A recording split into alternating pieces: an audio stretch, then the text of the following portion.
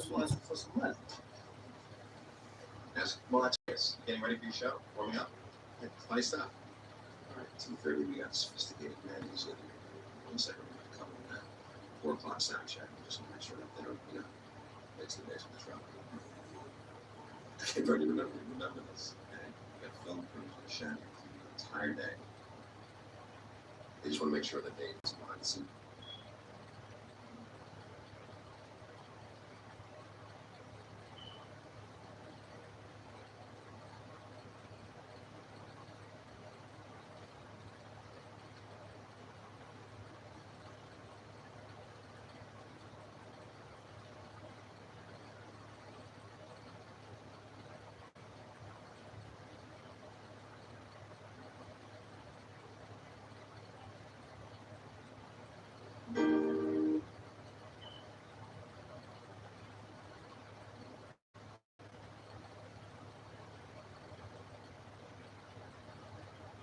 Jellyfish Lighting is an all-in-one permanent exterior lighting system. Through an app on your phone, you are able to decorate for all holidays.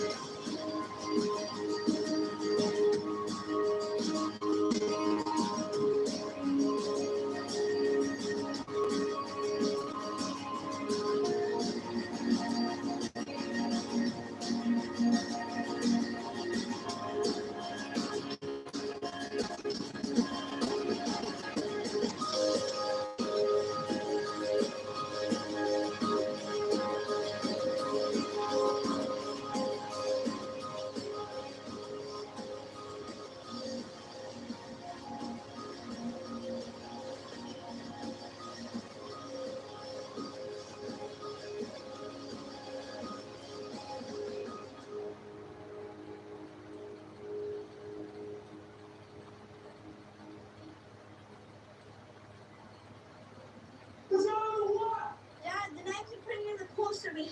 no water. Thanks for waking up, guys. Make yourself. Dad, when are we getting a pole? What? The contract, really? What? This is a big contract, eh? They're all big contracts. Yeah, so I got a good feeling about this one. Jonah, go get your rugby jersey. Yes, Mom. Are you wearing that? What's my relation?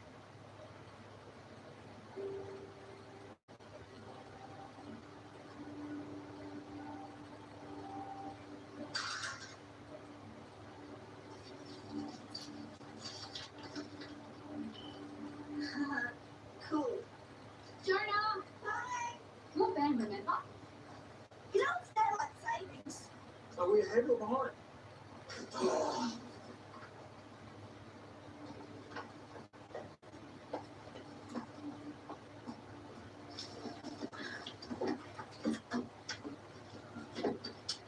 You check that top out. Okay.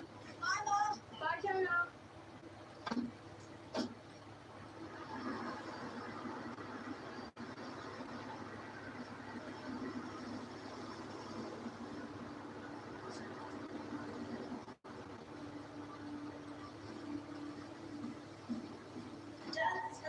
big storm. Joanna, I can't deal with this right now, mate. You can't believe everything that Little Rose says. Just tell your teacher and you'll be fine. Joanna, I need you to be strong for me. I'll buy you an ice cream. Dad, that's just your excuse to get yourself like the mom We'll buy it that after I do practice. I'll be there. Promise? Promise.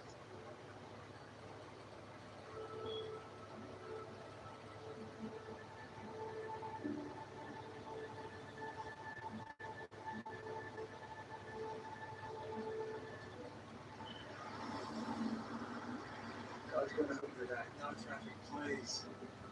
Come on.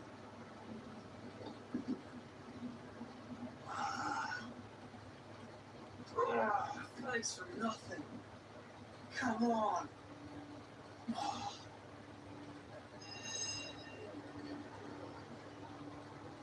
I don't want to date. It's not dating. Know what I mean? Why not? Because you're 14 years old.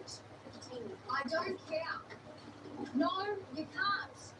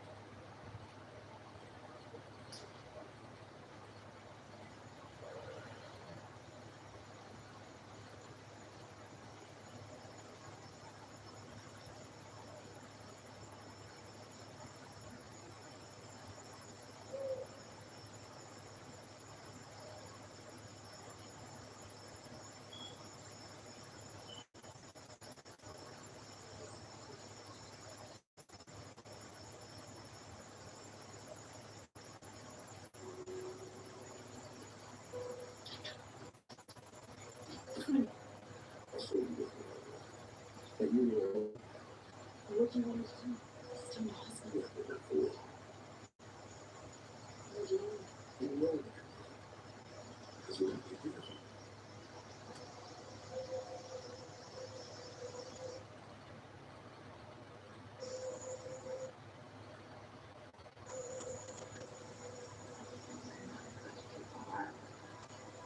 So you're not going to be out there.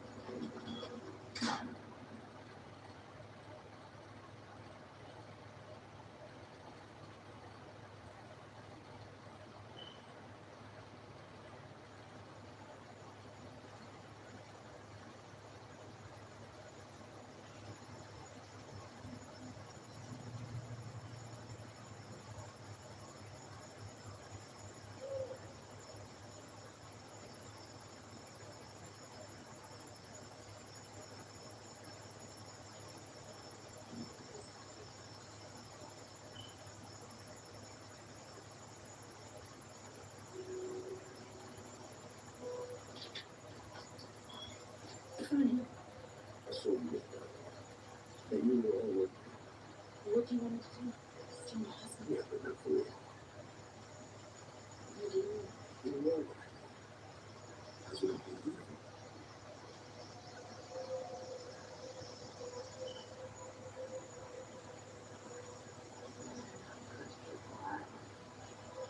So you're not going to be out there.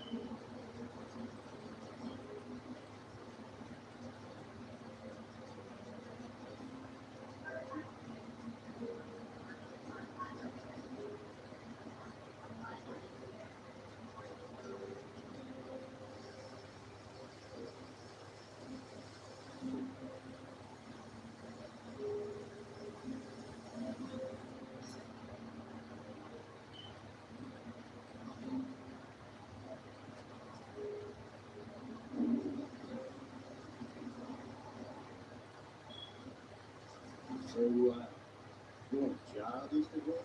Yes, sir. So you held one of that for the plan of my calls.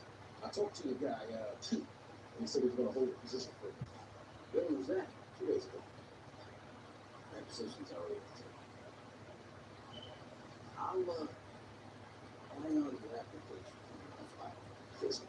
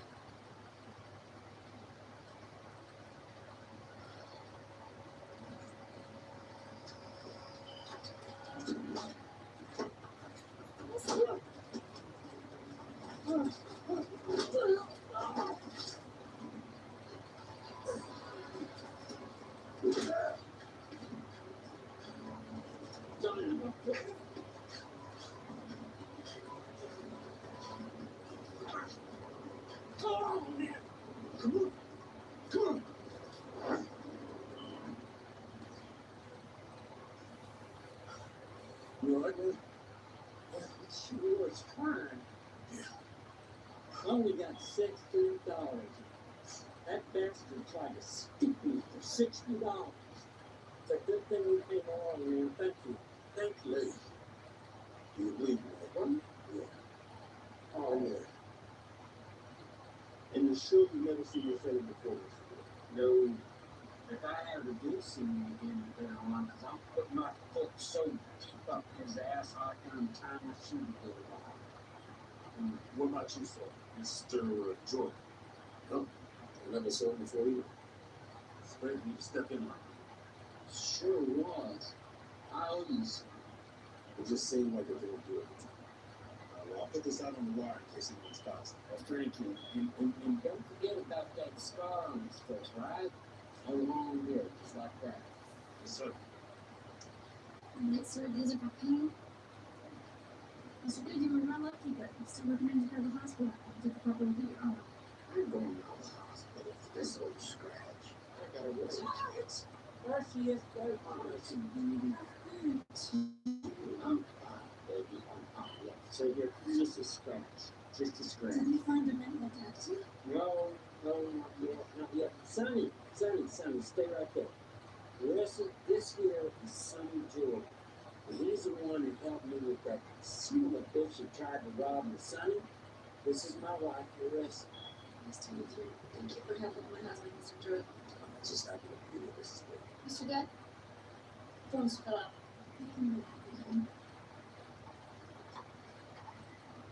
Nice to meet you. Yes, sir. So what are you up to, Sonny? Nothing special. I've been trying to look for a job. Come on, Joe. Right now, I'll take just about anything. Well, I'll tell you what, why don't you ride along with the rest of me back to our place? And we can talk about that, get you a good meal under your belt while we're at it. That's the least I can do, son. Right, Larissa? Hi. Is there any help, Mr. Jordan? This is it. Please, call me son. Yes. Truck's right there, let's go.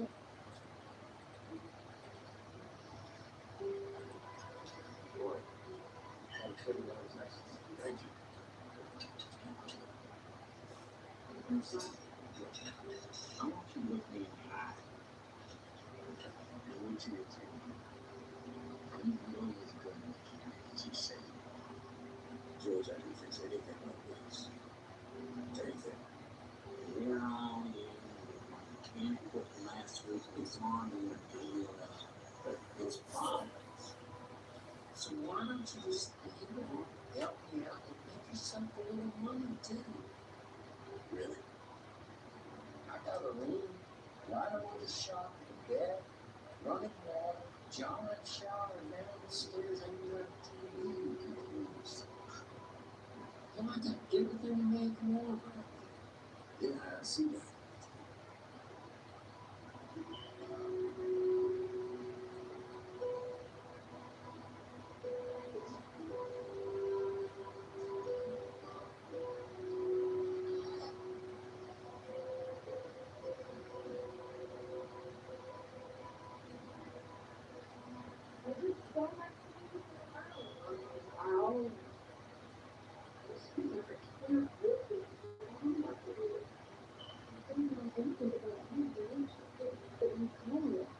The times that I had empty pockets, and so did you.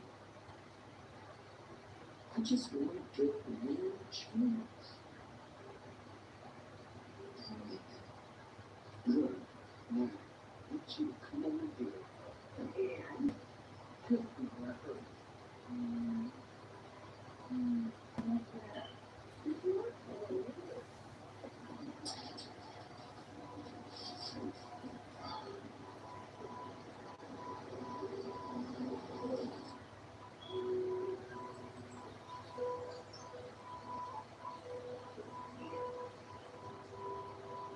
Is that?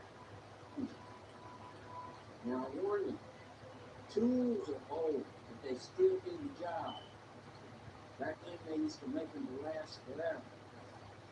Not like the computer shit over here I had to buy. Used to be an engineer. You would fix an engineering to get all wrong by the sound of it. Is this you? Yeah. Yeah, it was ages ago. Used to work on race cars. Good times, man. Very cool, man. Very cool. Very So, when should I get started? Well, I got a brake job on John Deere coming in around 9. What do you got under there?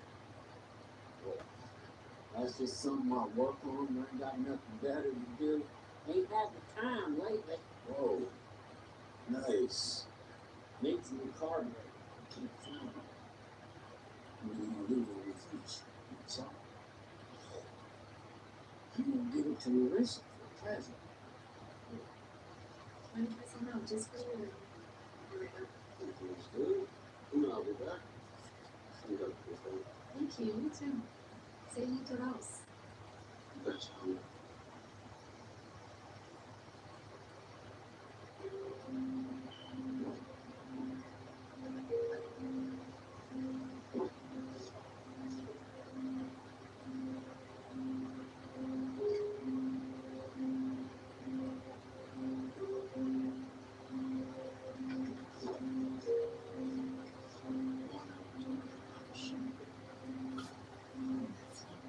Yeah.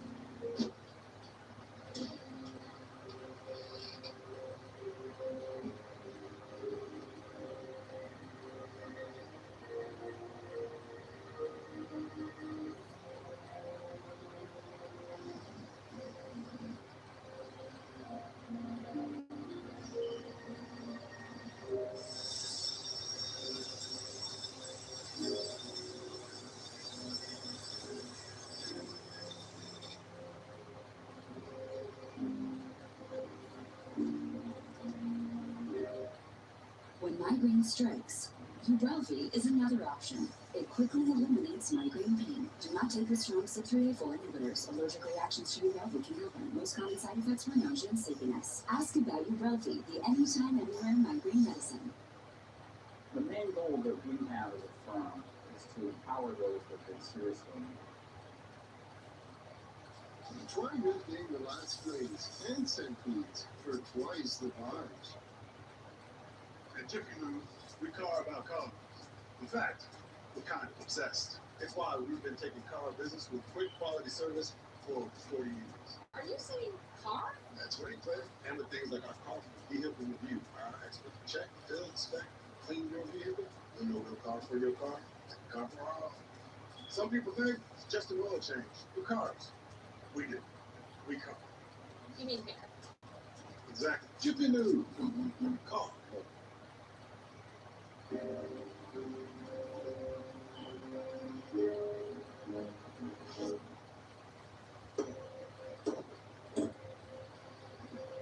Mr. Jordan, Yes, Mrs. Smith. there is something I have to say to you.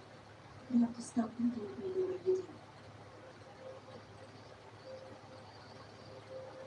And how long been looking You know,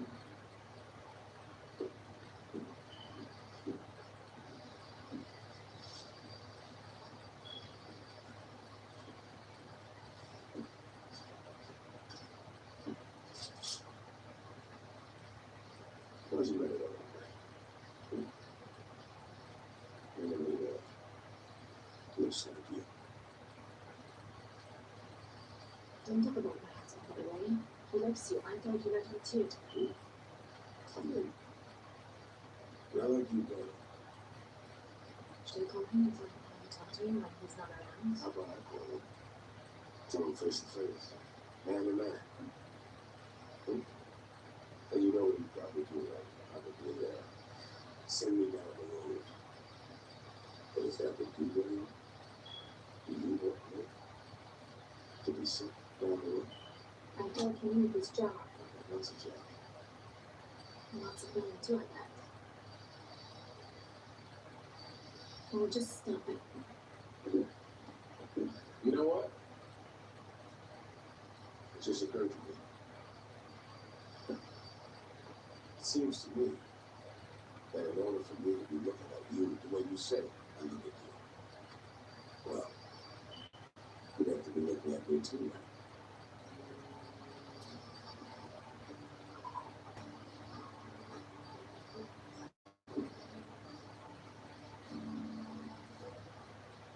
So I've been looking for your parts, thinking, if I was going to find something like I used to make when I was a kid, out of a lawnmower engine.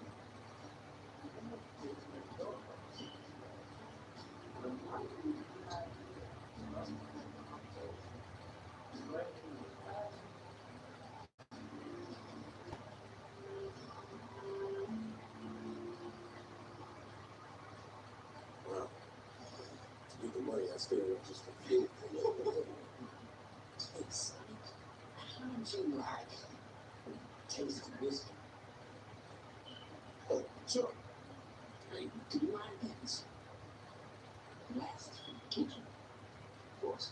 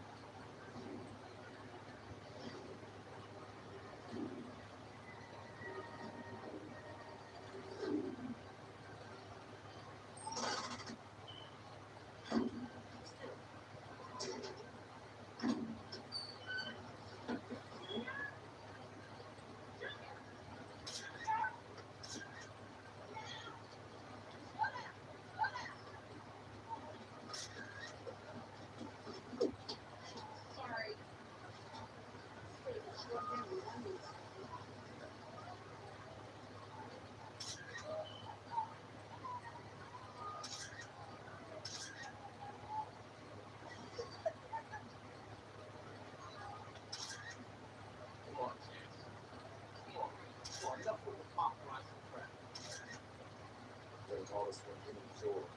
You can retire this shit.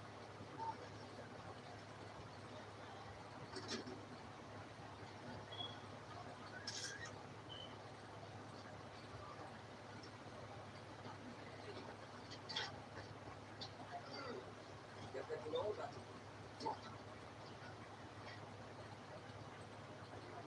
I'm gonna snap this neck.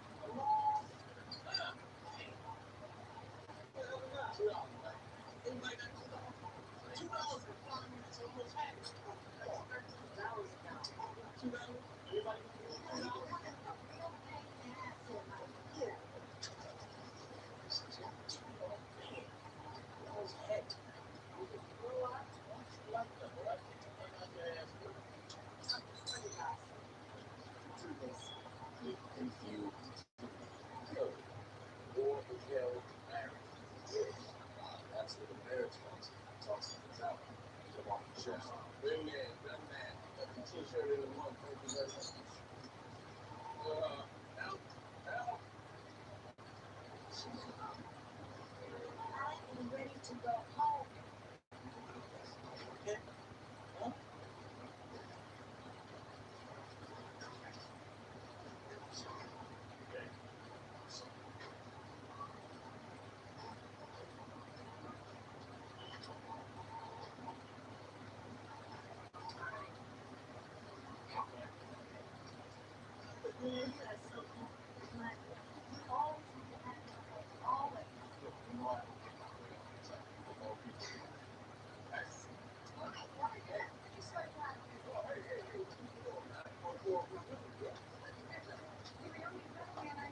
Who doesn't want to meet?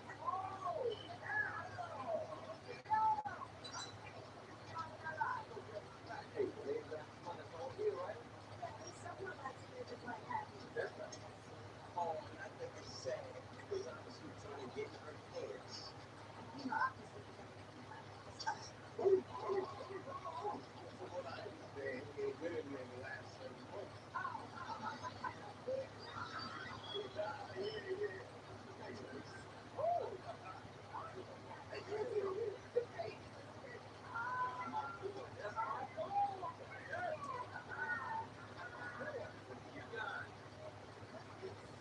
So Lauren stuff to her life. You obviously didn't want the animal channel.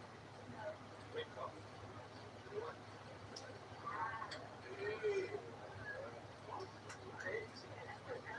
That's what you keep on doing. Hey, you look good too, don't you? Hey, you know, it's good having you got here. Come on now, who's coming on another line? Yeah. Oh, I mean, you ain't. Come on, man. It's a good choice. Good choice. Because you don't have to be 28 to be on the line thick. All right. so I don't tell anybody. You know, I might go against you because it's okay this way. You don't need no offer.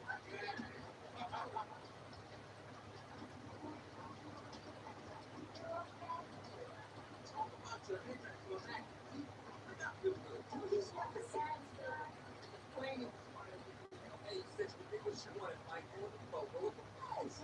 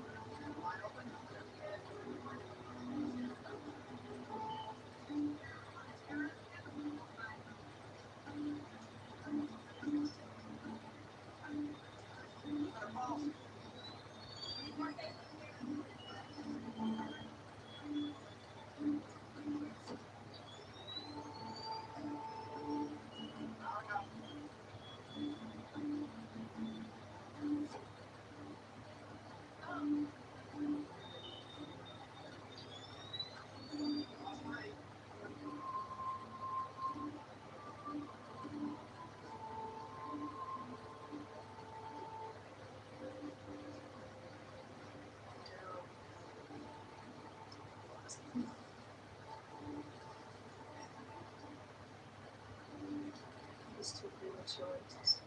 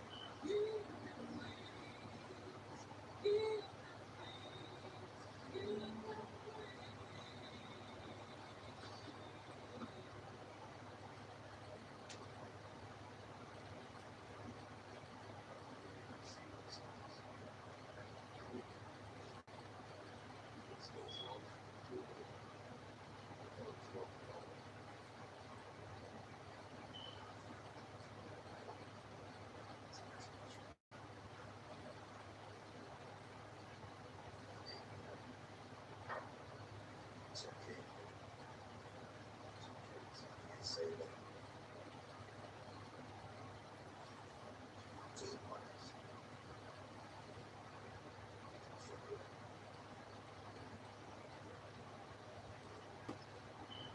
Stop treating other people as basketballs. That's what we do. Please stop treating other people. Okay. Right? Okay. I'm sorry.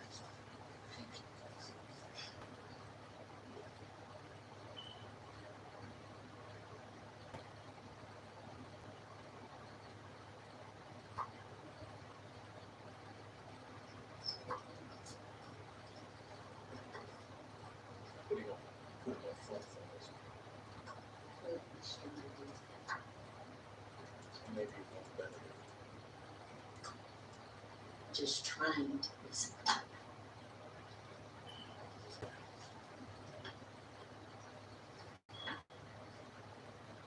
Yeah. You love her.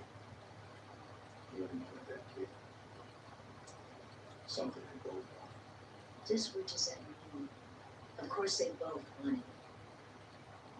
Just who are we talking about? Forget. Oh, sorry. Bell ring. Sometimes it's hard to tell when the round starts. They'll teach you how to calm down. I gotta go. I thought you were taking a few weeks off. No, I said I was just gonna start half days. Half days? And why the hell am I taking off? I thought we were in this together. Relax, okay? Don't tell me to relax. Michael! Michael! Out of here, right? I said, wait. Michael! You're so self-involved. The man just lost his wife and baby. Really? Well, I guess I can relate to that. We never had a child to lose. Don't start that. Don't start what?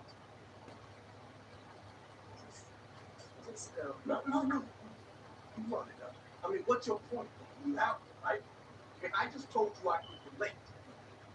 First, you need space from our marriage. I guess I count that as losing my wife. And then, of course, there's the fact that you won't have my baby. I have told you I'm just not ready for kids right now. Right now, whatever. In time, Michael. In time.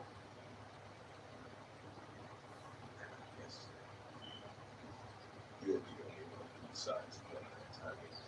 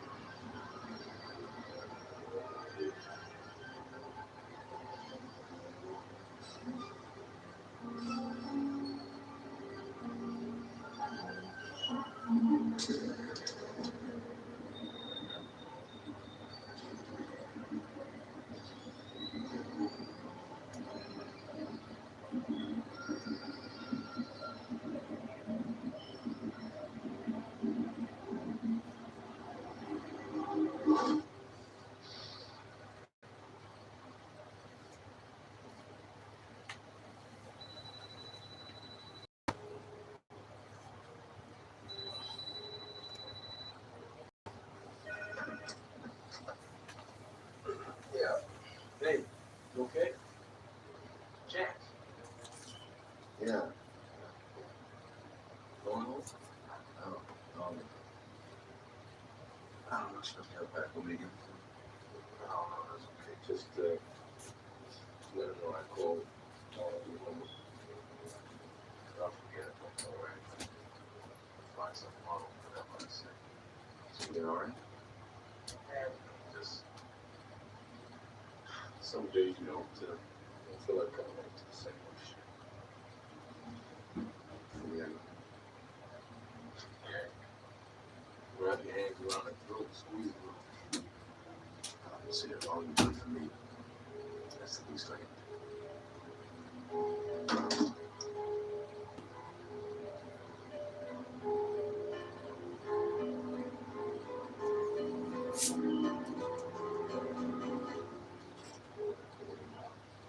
Jesus. Yeah. Help you quit. How do you do it? Get back to the Interesting like that. He ain't here.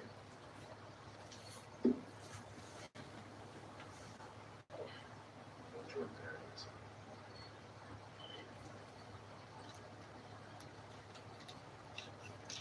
I don't blame you for feeling. I don't think make the situation. Maybe we're simple. Ask you to overcome responsibility to my marriage. Or like some things that are beyond our control.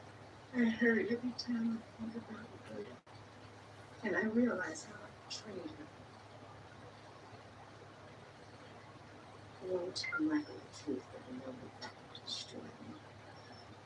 And any chance that we have to stay together.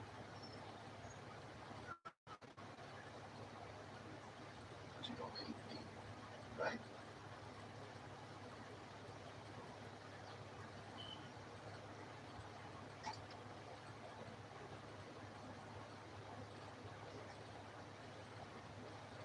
Yeah, it's getting late, so I'm gonna go home now, okay? You got everything? Yeah, I have my pepper spray, my red whistle, my pocket knife, and my stunning knife. So I'm good to go. You should be safe.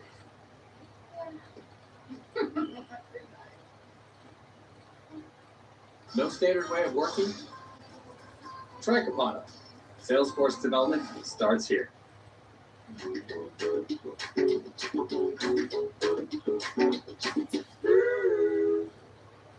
you have to come and visit. It's enough for you guys. I just realized the other day that I've been with my current therapist. Yeah, it's getting late, so I'm gonna go home now, okay?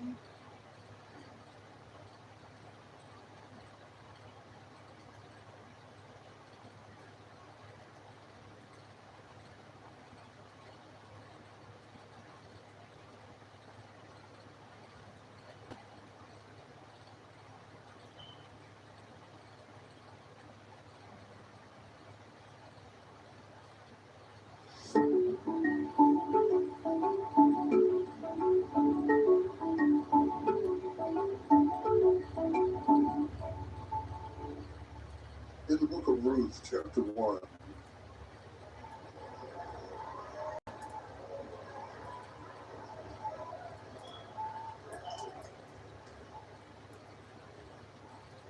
verse 18 through 22, I must have hit something. Yeah. Ruth 1, 18 through 22. And at the part that we jump into this text, it is in the midst of transition, massive transition, soul-altering transition. And I don't give you the upper story, but I will explain it as we go. At the moment that we read the 18th verse, it has come after Naomi has rejected Ruth and told her to go home. Like Orpah, just go.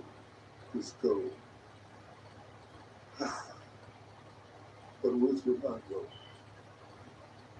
I know I don't dress like you, and I know I haven't worshipped your God, and I know that I don't look like you, and I'm from a different culture, and I'm a Moabitess. I cannot deny that. But I cannot leave you because you have so impacted my life that I tell you what, thy God shall be my God, and that's conversion. Thy God shall be my God, thy people shall be my people, where thou livest, I shall live, and when thou diest, will I die, and there will I be buried. This is a lifelong commitment. This is not a fling. This is not a passing fancy. This is not a result of a mood I'm in. I'm going to die where you die. I'm going to live where you live. I'm going to worship the God you worship. The Lord do so to me, and more also, if aught but death part thee and me. Till death do us part. I'm your girl. I got your back. I'm not just your daughter-in-law. I wasn't just with you for your son. I'm with you in good times and bad times. When she saw that she was steadfast minded to go with her, then she left, speaking unto her, said, okay. So they too went. Oh, it's so beautiful. So they too went until they came to Bethlehem. And it came to pass when they would come to Bethlehem, that all the city was moved about them. And they said, is this Naomi? Naomi, is this Naomi? Is this Naomi? And she said unto them, call me not Naomi, call me Mara. For the Almighty hath dealt very bitterly with me. I went out full, and the Lord had brought me home again empty. Why then call ye me Naomi, seeing the Lord hath testified against me, and the Almighty hath afflicted me? So Naomi returned, and Ruth the Moabitess, her daughter-in-law, with her, which returned out of the country of Moab. And they came to Bethlehem in the beginning of barley harvest. Notice that they came to Bethlehem in the beginning of barley harvest. The word that the Lord told me to give to you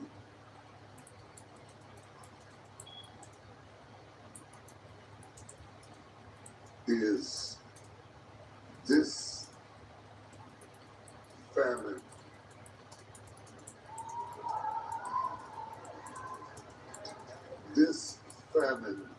won't last. This famine won't last. I don't know what kind of famine you've been in, what you've been going through, what's been happening in your life, what kind of upheaval emotionally, physically, spiritually, financially, attitudinally has been going on in your life. Maybe the lack of love, maybe the lack of friendship, maybe the lack of attention, maybe the lack of purpose, but whatever famine it is that has turned you into somebody else and disfigured you and rearranged you and discombobulated you and disoriented you. This is a prophetic word from God. It's not, the message is not a sermon, it's a word from God. God said, this famine will not last. Let us pray. Spirit of the living God, fall fresh on us today as we stand before the people as your oracle. Speak through me. And not much, but speak through me. Speak through me in such a profound and clear and didactic way that hell is horrified, that demons flee, that hearts are converted and chains are shattered. I believe you for victory. In the name of Jesus we pray. Amen. You may be seated. Yeah, let's go to work.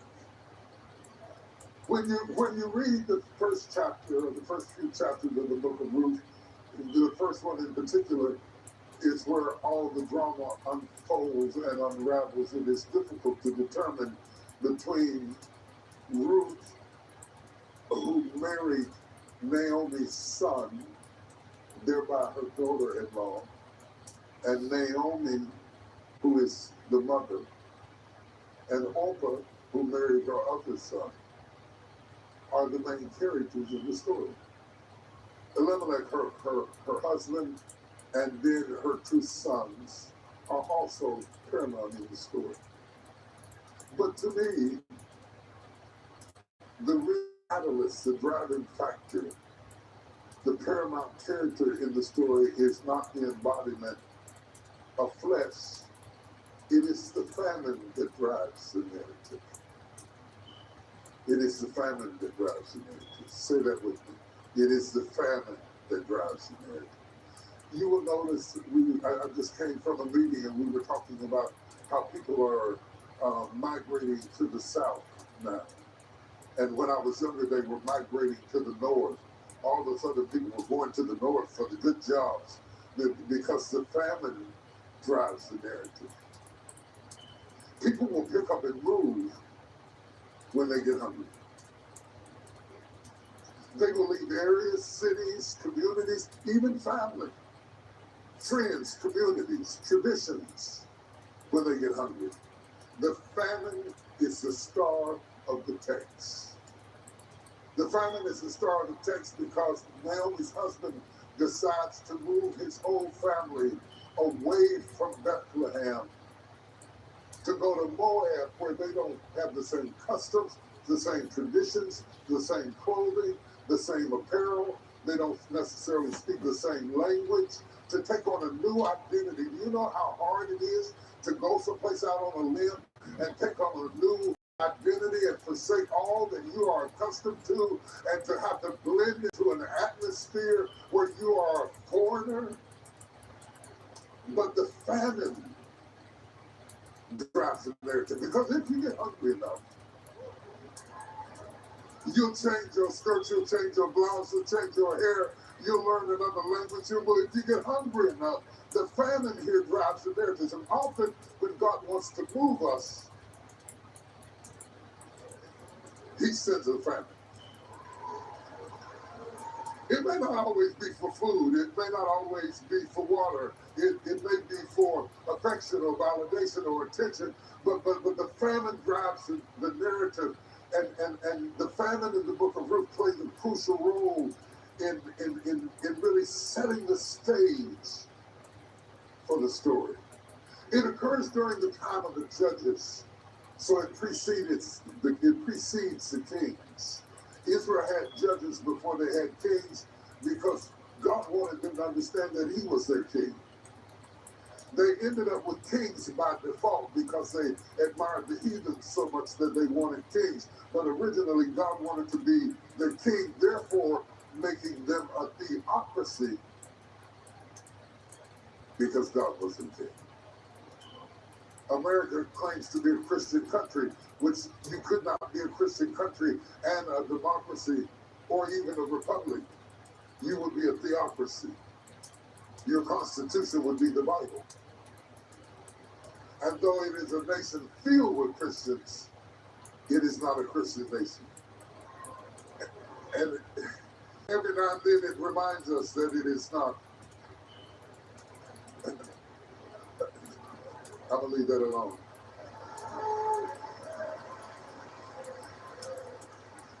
This is a time of instability and trouble and mayhem and frequent hardships in Israel. It's a time, it's a season of distress because of the famine has pushed them to the breaking point. They are not leaving because they have left their faith or left their traditions or left their culture or ashamed of their culture. The famine has made them have to become an immigrant. The famine has got people at the border. The famine has got people trying to climb through barbed wire. The famine, if there's enough famine where you are, it will make you desperate enough to slither on the ground past snakes and to swim with alligators to get to something that you can have the chance at a better life will drive you to put your life at risk because the famine drives the narrative. The famine prompts Elimelech, a man from Bethlehem in Judah, to leave, to pull up sticks, to leave his relatives and his friends where he's respected and appreciated, and to leave his homeland with his wife Naomi and his two sons Mahlon and Chilion, and head out for a place to make it home that wasn't really home, a nearby country of Moab. And there they come to meet their wives. And Naomi, as a woman, as a mother, went out full. She has her sons, she has her husband, she has her God, she has her identity, she has everything. But that is not really the highlight of the story. There are many things that I want you to see because eventually you will come to understand the famine is significant for several reasons. The famine is significant because it drove them out. But I want to pause and challenge you not to be too quick to relocate every time things get hard. It led them to Moab true enough, and while there, Elimelech dies, and his sons marry Moabite women, one of whom is Ruth, and she is to be significant in this story, but Ruth would have never met Naomi's son if it were not for the famine. Naomi loses her husband, And as a parent, I can't even imagine this. As a husband, I can't even imagine it, much less as a parent. She lost both her sons. It is natural eventually to lose your parents. That doesn't make it less painful, but it is natural.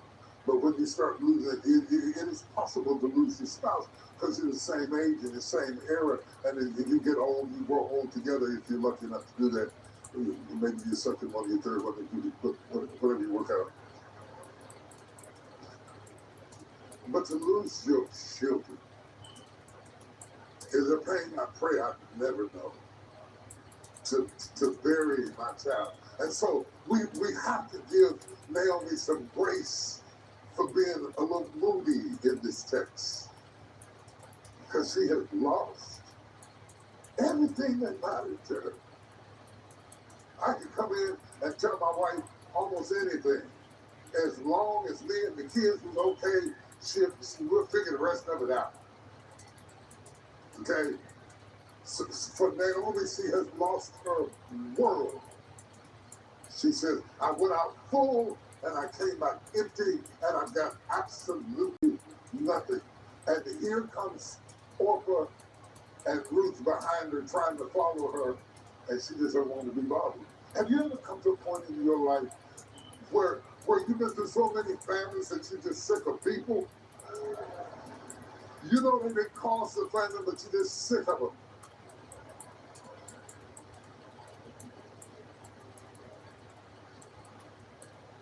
By the time Naomi hears that her homeland has food again, and she's ready to come back,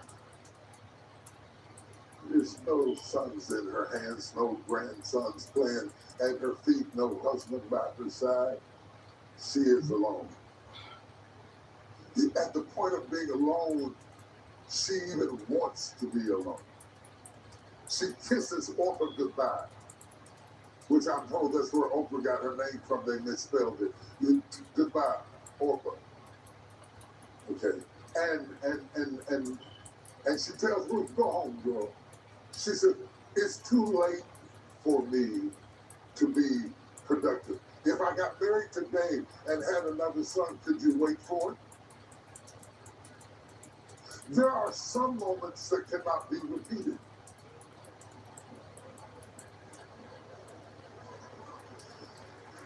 Y'all don't hear me. I want you to hear the weight of what I'm saying. The enemy comes to kill, steal, and destroy because the enemy knows that if he can kill, steal, or destroy a moment, that moment may not be recreated ever again. And for all of your murmuring and complaining about what's going on in the world, don't miss a moment. Don't miss a moment. Because you don't always get a do-over. You don't always get another chance. I wish somebody experienced would back me up in here. You cannot roll back the clock of time and do it over again. This was a unique moment, and so now she has to let go of the moment. Because she is a survivor, but being a survivor sounds better than it feels. The fact that you survived and what you love didn't takes the joy out of being a survivor. The fact that you survived doesn't mean that you didn't suffer loss. But nobody comforts the survivor. They mourn the dead, but they don't comfort the survivor because they think that the survivor makes you feel victorious. But it is possible for you to be a survivor and still not be victorious because it costs you so much. It costs you so much. It costs you so much to survive that sometimes you have to recover from survivorship. And most of the time you have to recover alone because nobody would suspect that the survivor is suffering too. Naomi is suffering and she's in agony, and her daughter-in-law Ruth chooses to accompany her. But the truth of the matter is she really wants to be alone. Because sometimes when you are hurting bad enough, you lose trust. You don't want to love again. Because if I love again, I risk losing again. And I haven't recovered from the last bruise. And for you to make me love you only to lose you is to reopen a wound that I'm still trying to stitch shut. Because you don't stitch these wounds shut in a week or two. You don't fix this in a year or 6 months. Sometimes it takes you a decade to survive the loss of what you had to give up to get to the next level. And so give yourself some grace. Give yourself some time. Give yourself some room to recover. Give yourself the space to be honest, honestly angry, honestly tired, honestly frustrated, honestly at the end of your rope, honestly at the place that you know, y'all going back. I can't do this. I cannot be who I used to be again. I'm going to get into this. The problem with great blessings of any kind, whether it's the blessing of knowledge or the blessing of finances or the blessing of influence or just the blessing of life itself, is that you cannot always do it again. And if you're not careful, you will push yourself to the limit, trying to be who people expect you to be, rather than to recreate yourself and find out that there is another version of yourself that may even supersede the former version of yourself if you have the courage to stop trying to do encores. And maybe you're not boxing anymore. Maybe you're coaching now. But maybe you're better in the coaching role than you were in the boxing role. And instead of standing out there at 70 trying to box somebody just so that you know how to do it, but just because you know how to do it doesn't mean you're supposed to do it.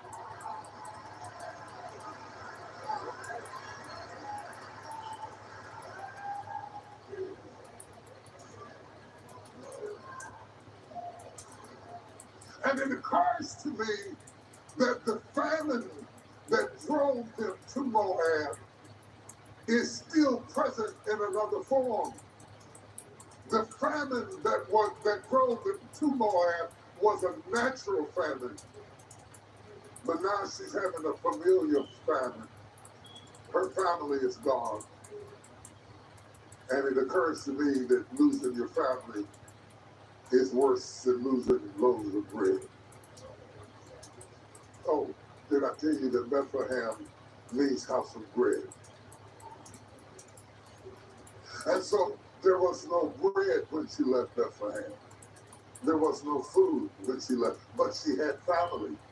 It's possible to have famine in one area and have abundance in another area. And so when you can't use what you don't have, you lean on what you do have. And she had family, but now the famine has progressed and taken on another form, and now she's lost family too. And so there is a famine in Naomi's heart. There is a famine in Moab, and there is a famine in Ruth's womb.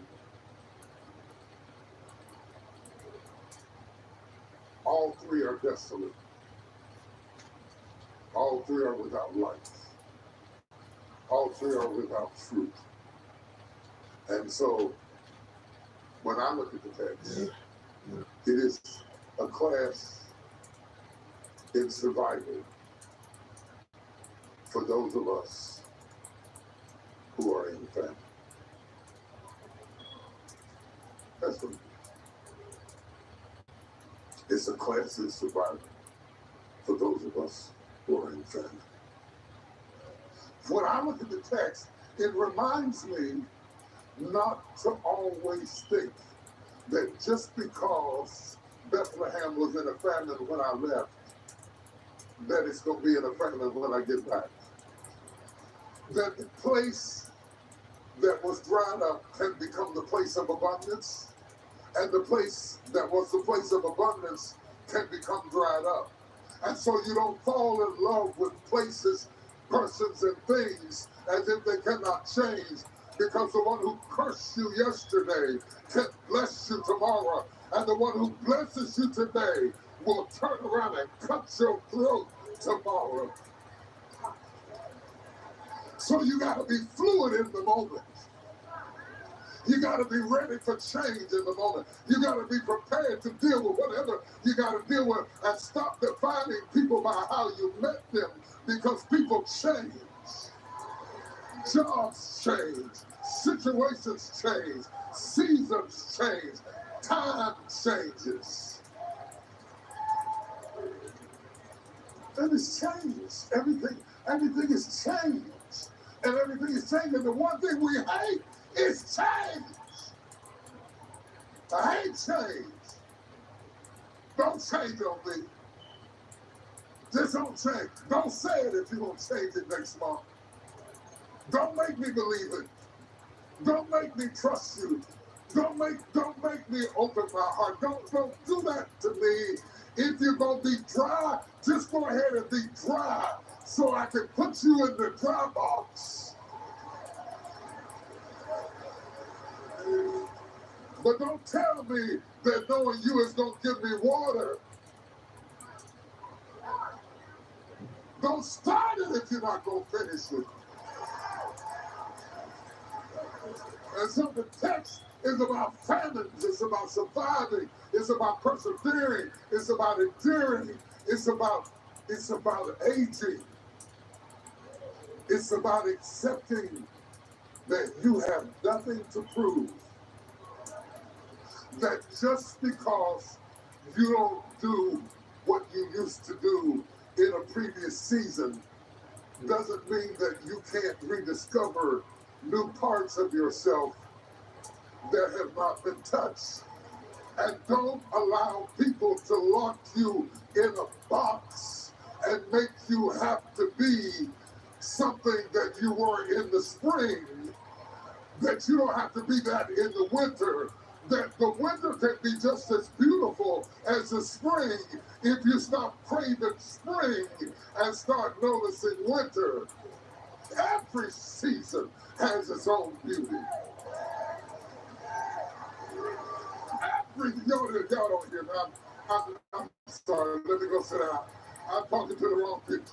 Every season has its own beauty. As soon as you give up on insisting on what was, you can start to enjoy what is. But you are stuck in trying to recreate what used to be. And even if you meet a man today, Naomi, by the time your sons are grown, Ruth will be an old woman. And so you cannot fix her barrenness by your behavior. Stop trying to fix what you didn't break.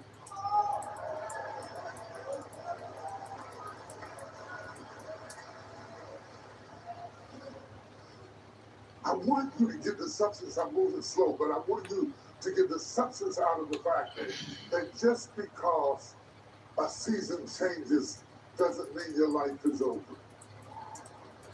Just because you move into another dimension or a new place or a new area doesn't mean your life is over. Just because you didn't hit the spot by 30 doesn't mean your life is over. Just because you thought you'd be further along by 40 doesn't mean your life is over. Just because you thought that you would own your own place by 50 and now you're 57 and you're still staying in an apartment in a garage above your mama's house does not mean your life is over. Flip to my page on the people that God did great things in their lives, in the middle of their lives. I want to give you some reminders. I want to remind you that Harlan Sanders was an old man in his 60s when he started his first Kentucky Fried Chicken and the first one failed. The first one failed, and he fought back, and he got up, and he became famous, and now you got KFC all over the world. But it started not at 20. It didn't start at 30. It didn't hit till 65. Up until then, he worked menial, everyday, ordinary job, and he didn't hit his stride. He didn't get his second win till he turned 65. So stop planning on the nursing home and get yourself up out the bed and get yourself together. Oh, then there was Ray Kroc. Ray Kroc was in his 50s when he partnered with two brothers called the McDonald's brothers and started to change the fast food empire that exists today. He started it in his 50s. It takes time to grow up. Y'all don't hear what I'm saying? It takes time to grow up. It takes time to know yourself, to come into yourself, to come into your fullness. As good as you are now, you're not nearly as good as you're going to be later. Nowhere close. Nowhere close. Nowhere close. Because life's experiences accrues in equity and value. Because you lose your sons, and you lose this, and you lose that. For everything God takes, God gives. God gives you something that you couldn't have bought in the store. A resilience, a tenacity, a fight, a drive, a work. You have to understand that God will use the famine to bless you. Laura Ingalls Wilder, the author of the famous Little House on the Prairie series. Wilder published her first book in her mid-60s. After many years of other occupations, she wrote Little House on the Prairie in the middle of her 60s. And there you are at 40, man. Talk about why hadn't it happened for me? They just don't appreciate me. They don't respect me. They don't shut up! Enjoy what 40 gives. Enjoy what 30 gives. Enjoy it and stop trying to control the famine. Because when he squeezes you over here, he's pushing you over there. And you're going from faith to faith and from glory to glory. I wish I had a witness in this room. There are people in history like Grandma Moses, Anna Mary Robertson Moses, a renowned folk artist. Grandma Moses began painting in earnest in her 70s. After arthritis made it difficult to continue her prior work in embroidery, she started painting when she was arthritic. Ronald Reagan, though known earlier as an actor living in California, ends up going into politics, became the United States president at 69, leading the country through a transformative period in his 70s. And you out at 50? You done at 50, Naomi?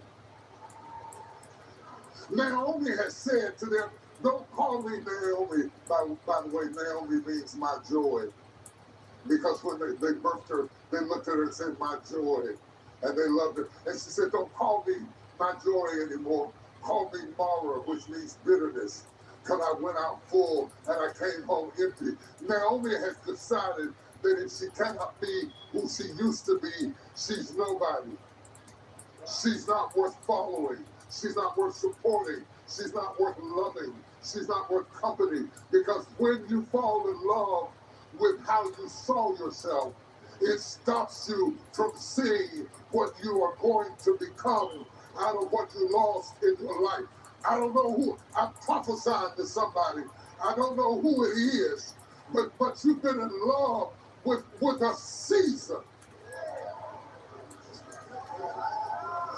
You've been in love with a moment in time, and it's just as foolish as going down to the ocean and sticking your foot in the water and coming back 10 years later and stick your foot in the water at the same place and expecting it to be the same water.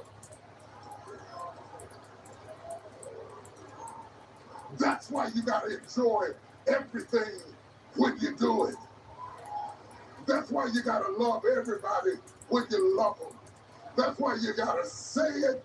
That's why you got to feel it. That's why you got to know it. That's why you got to taste it, because you blink and it's gone and you don't get a do-over. So stop going out to the cemetery having conversations with people who can't hear you, and listen to people who desperately need you to talk to them. Your soul is in a famine.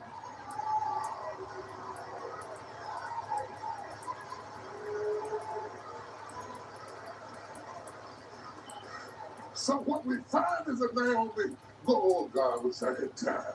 What we find is a Naomi who has responded to pain and trauma by isolation. So she pushes everybody away who would love her, because isolation is the way we punish ourselves for not feeling valuable enough. And we use words like introvert. No, you're not introvert. You're punishing yourself because you either don't trust the people or think yourself worthy of the love they offer. Oh, you're fine giving it.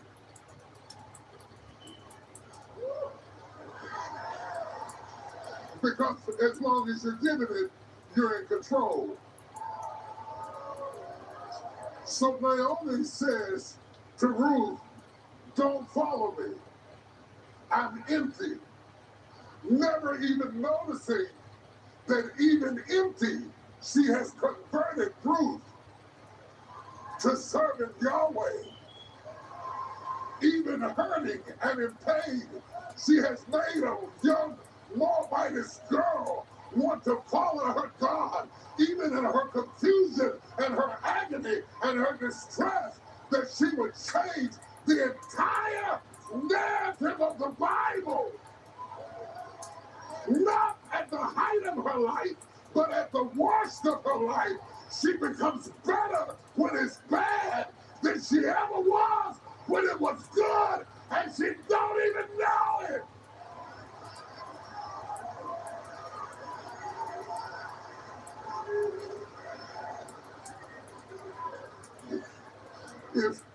If Naomi had not brought Ruth back to Bethlehem, the rest of the scriptures could not have been written.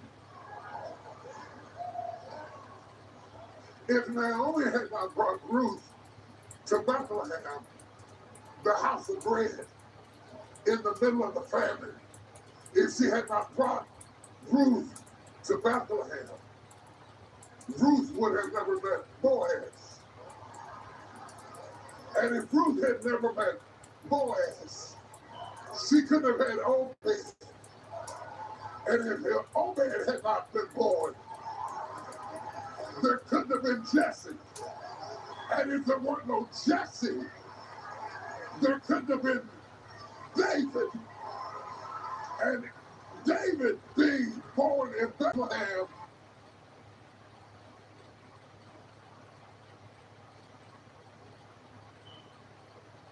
I want you to stop being distracted by the famine. I know it hurt. I'm not minimizing how traumatic we have, like real families. I'm not talking about you didn't get your parking space this morning and you know, somebody didn't speak to you when you came in the church. And those are the luxuries of being able to be offended by people who have not had real trouble. When you have had real trouble, you are not easily offended because you know what real trouble is. But in the absence of real trouble, y'all make up trouble. and act like you wounded about stuff that don't even matter. It don't matter. You think it matters when you speak to me? It don't pay no bills. It don't add no seconds to my life. It don't give me a brain more wisdom. It's nice that you speak, but I'll be.